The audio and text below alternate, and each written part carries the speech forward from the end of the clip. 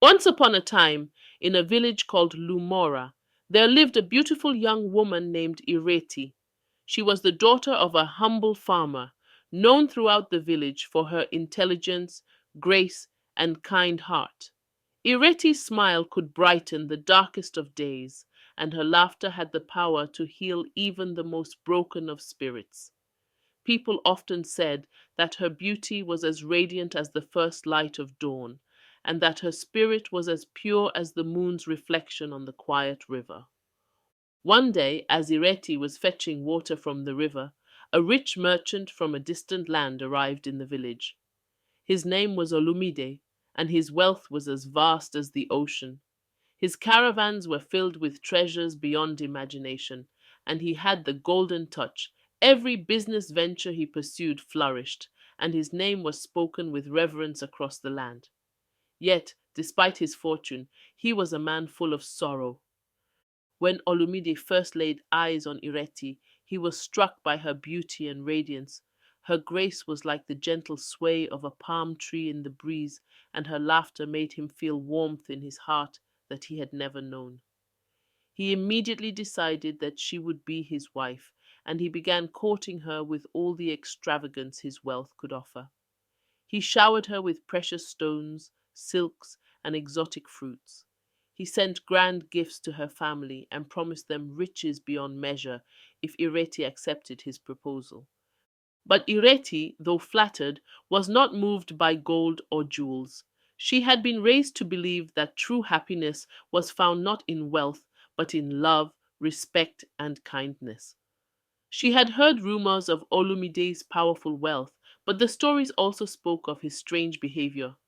Some said he was kind and gentle, but others whispered that he was a man with a dark side, a man whose temper could burn as fiercely as the midday sun. Ireti did not rush to make a decision. She sought the counsel of her mother, who warned her that sometimes even the most glittering treasure could hide a terrible curse. My daughter, her mother said, wealth is not always a blessing. Sometimes it can bind a person's soul in chains. The wedding was the grandest the village had ever seen. The sky was painted with colors of gold and crimson as Ireti walked down the aisle, her heart filled with conflicting emotions. She was torn between the life of love she had always dreamed of and the life of grandeur that awaited her with Olumide. When the ceremony was over, she left her family and her humble home, stepping into a life she could not fully understand. For the first few months of their marriage, everything seemed perfect. Ireti was showered with gifts, and Olumide treated her like a queen. His wealth was limitless, and he fulfilled her every material need. Yet, beneath the surface of this perfect life, something began to shift. Ireti soon noticed that Olumide's smiles were often followed by long, strange silences. His eyes, though once filled with warmth, had begun to look distant and cold. He would sometimes disappear for days, leaving her alone in their grand palace, wondering where he had gone and what had consumed him. As the months turned into years, the tension in their home grew. Olumide's mood swings became more unpredictable. There were times when he would be kind and loving, lavishing Ireti with compliments and gifts. But these moments were fleeting, like a brief breeze before a storm. More often, he would retreat into a dark silence, his temper growing more volatile with each passing day. One evening, after returning from a long business trip, Olumide entered their grand home with a dark cloud hanging over him. Ireti, who had spent the day preparing a meal for him, greeted him with a warm smile, hoping to lift his spirits. But Olumide was not in the mood for warmth. He looked at her, his eyes narrowing, and in that moment, Ireti felt a chill run down her spine. Without a word, he slammed his fist onto the table, sending the plates and cups flying. The sound echoed through the palace like thunder, and Ireti froze in fear. Why do you always look so happy? Olumide spat. Why do you always smile as if the world is perfect? Do you think I am blind?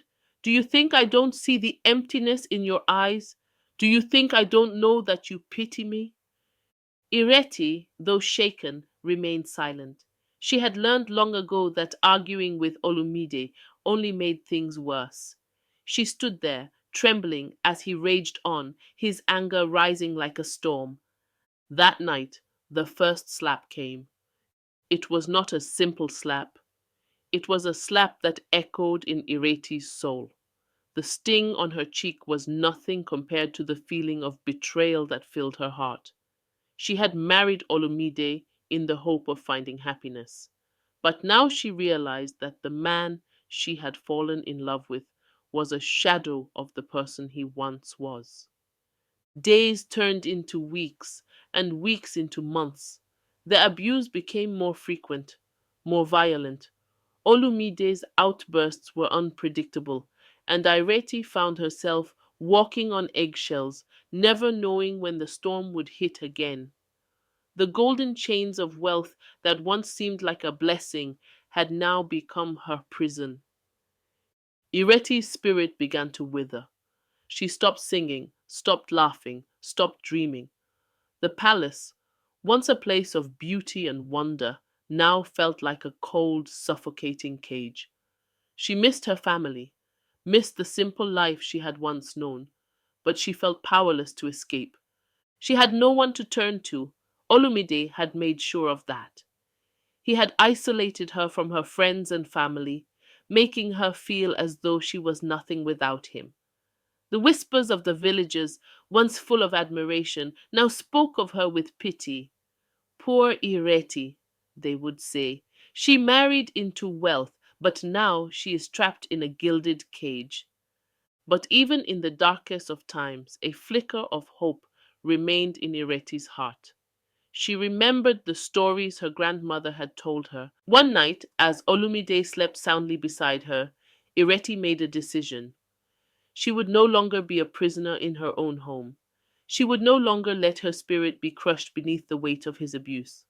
She slipped out of their bed, careful not to wake him, and made her way to the ancient tree at the edge of the village, a tree that was said to hold the wisdom of the ancestors. There she would find the strength she needed to escape. Under the cover of darkness, Ireti made her way to the ancient tree, her heart pounding in her chest. The night was quiet, save for the rustling of the leaves, as if the wind itself was whispering secrets. The tree stood tall and majestic, its thick branches reaching out like protective arms. The elders often spoke of it as a place of refuge for the weary, a sanctuary where one. As Ireti approached the tree, she knelt and placed her hands on the gnarled roots, closing her eyes in reverence. Ancestors, she whispered, her voice trembling with emotion, hear my plea. I am bound by chains of gold, but my spirit is dying. Help me break free. Show me the way. For a long moment, there was nothing but the sound of the wind.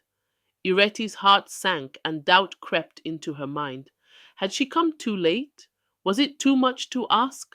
But just as she was about to rise, a soft voice echoed in her ear, as clear as the sound of a river flowing after the rain.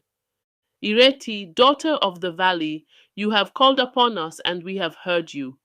The path ahead will be fraught with danger, but the strength you seek lies within you. The chains that bind you are not just of gold, but of fear. You must confront the darkness within yourself before you can break free. Ireti's breath caught in her throat. The voice was ancient, filled with a wisdom that transcended time.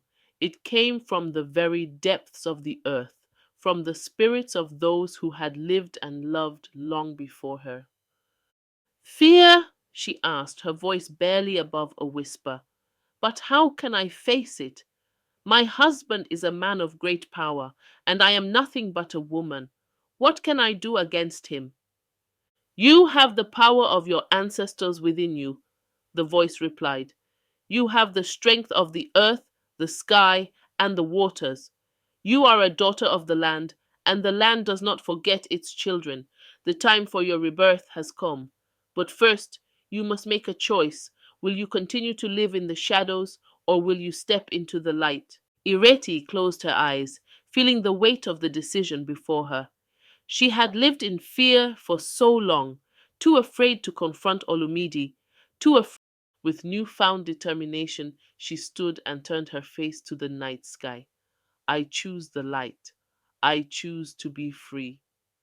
The wind began to pick up, swirling around her like a storm. The tree's branches seemed to bend and sway, as if in response to her declaration. The ground beneath her feet vibrated with energy, and the ancient voice spoke again. Then you shall have the strength you seek. But remember, the path to freedom is never easy. You will face trials, and you will be tested. But as long as you stay true to yourself, the chains will fall away.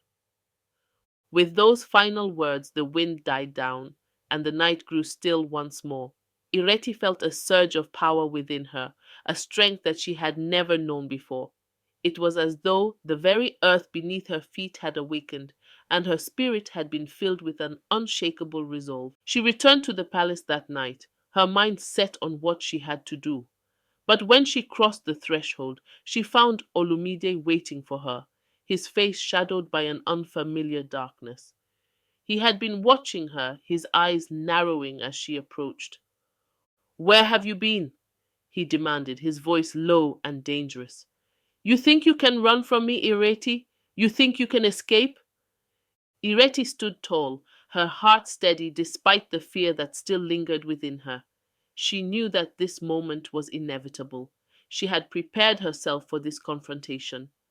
I am not running from you, Olumide, she said, her voice strong and unwavering. I am running toward myself. Olumide's eyes widened with anger, and he stepped toward her, his hand raised in a threatening gesture. You dare defy me? He hissed. Ireti's body tensed, but she did not back down. You may have wealth, you may have power, but you do not own me, she declared. I will no longer be your prisoner. I am not afraid of you any more. With that, she took a step back, her hand reaching for the small charm that hung from her neck. It was a symbol passed down from her grandmother, an amulet said to contain the power of the earth itself. She had always kept it hidden, but now, in this moment of truth, she knew it was time to wield it. The charm began to glow with a soft golden light, and Olumide staggered back, as if struck by an invisible force. His face twisted in confusion and fear as he stumbled, looking at Ireti as though seeing her for the first time. What is this? He yelled, his voice shaking. This is the strength of the earth, the strength of my ancestors, Ireti said, her voice filled with a quiet fury. You may have the wealth of kings, Olumide, but you are nothing without respect. You are nothing without love, and you are nothing without kindness. The light from the charm grew brighter, and Olumide fell to his knees, his hands clutching his chest as though he were in pain. What is happening to me? He gasped. Ireti took a deep breath, feeling the power coursing through her. This is the price of your cruelty, Olumide. You have lived your life by breaking others, but now it is you who will break. As she spoke, the golden chains that had once bound her began to dissolve, melting away like wax in a fire. The power of her ancestors had awakened within her, and she felt a sense of freedom she had never known before. Olumide, on the other hand, seemed to shrink, his once imposing figure now diminished. Ireti did not feel satisfaction at his suffering. In truth, her heart was heavy. She had not wanted to break him, she had wanted to save him. But in his quest for control, he had lost himself. And now it was up to him to face the consequences of his actions. Olumide, now a shadow of the man he had once been, looked up at her with pleading eyes. Please, Ireti, forgive me. But Ireti, with a steady heart, turned away. She had no more love for him, not in the way she had once thought. She had freed herself, and that was all she needed.